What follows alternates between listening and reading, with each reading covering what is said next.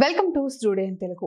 మండుతున్న ఎండలతో మోడువారిన నల్లమల అటవీ ప్రాంతం తడియారిన గొంతుకు తమ వంతు తోడుగా నిలిచింది స్పందించే హృదయాలు చారిటబుల్ ట్రస్ట్. దోసెడు మంచినీళ్లు కావాలి అని అడగలేని మూగజీవుల దైన్యాన్ని, వన్యప్రాణుల వేతలను మనసుతో వీక్షించిన స్పందించే హృదయాలు చారిటబుల్ ట్రస్ట్ చైర్మన్ డాక్టర్ పులి శ్రీనివాస ప్రసాద్ తన ఆలోచనలకు ప్రతిరూపంగా చేపట్టిన వినూత్న సేవా కార్యక్రమం ఎందరో హృదయాలను స్పందింపచేసింది.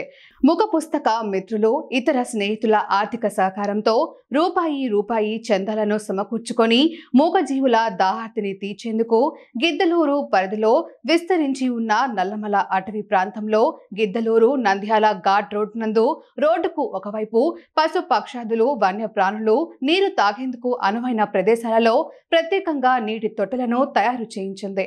అలా తయారు చేసిన 25 నీటి తొట్టెలలో గిద్దలూరు అటవీ శాఖ సహకారంతో ట్యాంకర్ల ద్వారా నీటిని నింపి అవి ఖాళీ అయినప్పుడు మరలా నింపేలా ట్రస్ట్ వారు ఏర్పాట్లు చేశారు. ట్రస్ట్ చైర్మన్ డాక్టర్ పులి శ్రీనివాస ప్రసాద్ మాట్లాడుతూ, తమ ట్రస్ట్ ఆధ్వర్యంలో ఇది ఓ వినూత్న కార్యక్రమమని, తాము ఊహించిన దానికంటే ఎక్కువ మంది మిత్రులు స్పందించి ఆర్థిక సహకారం అందజేయడంతో ఈ కార్యక్రమాన్ని దిగ్విజయం చేయడం జరిగిందని చెప్పారు.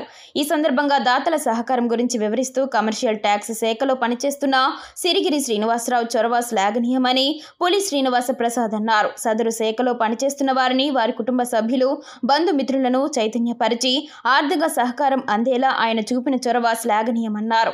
మున్నూరు శ్రీనివాస్, యగటీల రంగకుమార్ తదితర స్నేహితుల ప్రోత్సాహంతో ఊహించిన దానికంటే అధికంగా ఆర్థిక సహకారం అందడం స్పందించే హృదయాల ఆదర్శానికి అద్దం పడుతుందన్నారు. మిగులు నిధులతో వచ్చే నెలలో మరో సేవా కార్యక్రమాన్ని నిర్వహించేందుకు ప్రణాళికను సిద్ధం చేసుకున్నట్లు శ్రీనివాస ప్రసాద్ తెలిపారు.